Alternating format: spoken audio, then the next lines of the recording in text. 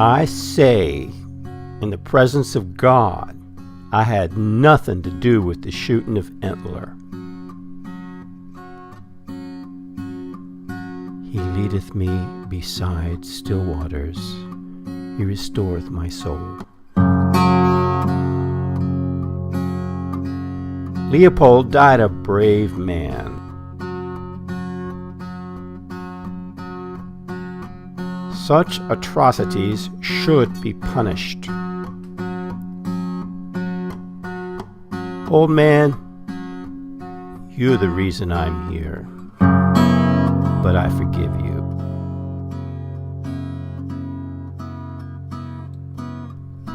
Leopold is despised by his fellow prisoners as a man who would sell the life of his best friend for a few cents.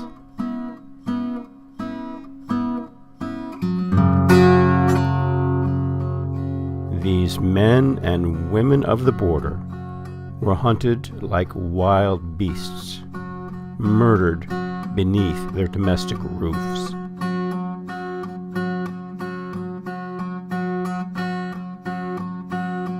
He had run the gauntlet so often without being caught that he became heedless of danger.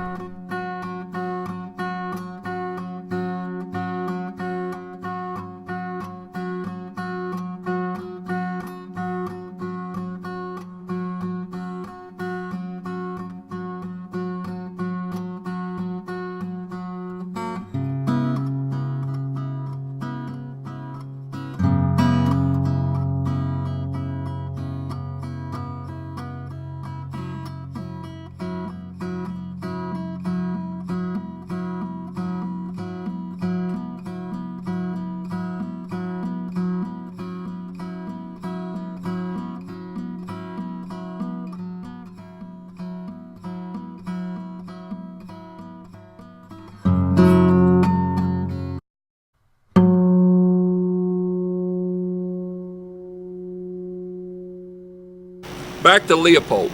He's in prison at the Inner Fort. He's with a number of noted desperados, including William Boyd Compton, who had been captured behind the Union lines in Fairmont, West Virginia.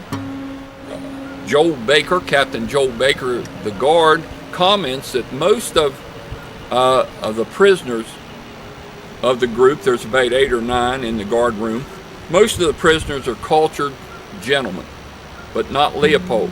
Baker would write that Leopold is not trusted by the other prisoners, and they think that he would sell them out for just a few cents. Leopold is held in prison until December, the mid-December 1863, when he is put on trial by a military tribunal. He's charged with a number of crimes, being a guerrilla, murder, violating an act of war, and being a spy. The tribunal is led by Colonel W.W. Bates of the 8th New York Heavy Artillery. The judge advocate is Lieutenant Roderick Baldwin. Now, Leopold will represent himself, but he will have the help of a local Baltimore attorney, Milton Whitney Esquire, who was well known in Baltimore for many years. The trial opens up. A lot of local residents come to Fort McHenry to testify, including Daniel Wrench, Luther Entler, Samuel Jones, other men from Shepherdstown, and also General Milroy will appear. The trial will go on and off for probably three, almost 4 weeks. They break for Christmas a while, they break for different witnesses to arrive. But finally, 2 charges are dropped, but he is still charged with being a guerrilla and murder, both capital offenses.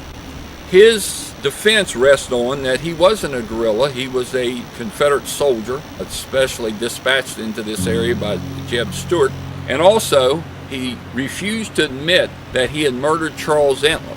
He said he didn't have anything more to do with the murder of that young boy than any of the judges on the tribunal. And he said the shooting of Cookus was just part of a local skirmish. So he denied being a guerrilla, he denied murder. In his summation, Lieutenant Baldwin, the judge advocate, would say, "We owe something to people of the border who have been hounded from their home, who have been murdered at their doorstep. We need to protect them." The verdict comes back. He is convicted of murder, the murder of Entler, the murder of Cookus, and he is convicted of being a guerrilla. Afterwards, the verdict and the results of the trial go up through the chain of command. Finally, they reach that April Judge Advocate Joseph Holt. Holt reviews all capital cases for Abraham Lincoln. And in a 4-page review, Holt will say, this man has been convicted of these crimes and he deserves the death penalty. And in late April 1864, Abraham Lincoln will sign off on that. And at that time, Leopold is taken from the guard room. He's shackled. He's put in a cell, still in the inner fort, but not with the rest of the men on death row. On the evening of April the 22nd, Leopold will be informed by his chaplain, Dr. Reese, that his execution will be the next morning. He will meet with Reese that evening for prayer and communion. During the winter, Leopold had become a committed Christian. He studied the Bible frequently. He had another small book that he would study, and they had prayer. Reese left for a while. About 5:30 he would return. Once again they would talk of the afterlife. Then he would go out under guard, get on the wagon atop his coffin, and he would ride to the execution site right outside the walls. Captain Robert Baylor of Charlestown was also a prisoner in Fort McHenry at that time, and he was out on the grounds of the fort. As he passed Baylor, Leopold would wave to Baylor and said, "Tell the boys I remain true to the cause." As they neared the execution site, he could see the soldiers of the fort lined up on 3 sides of the gallows. The gallows could have 4 executions there at the time. Lew Wallace was there, Major General Lew Wallace, later on the author of Ben-Hur. He was the commander-in-chief of the 8th Corps Middle Department, and Brigadier General W.W. Morris, 66-year-old commander of Fort McHenry, was also there. He was helped off the wagon. The reporter for the Baltimore American said that Leopold went up the steps firm and undaunted. And once atop the scaffold, he was asked for any last words. And Leopold pointed to General Morris and said, "Old man, you're the reason I'm here, but I forgive you and I'll meet you in heaven." So after that, he stepped back. The hood was put on his neck by Private Elijah Brown, and then the rope put around his neck. And just afterwards, Morse gave the signal, and then Leopold dropped into eternity. He would hang there for about 20 minutes before the soldiers took him down. Now, there were friends there.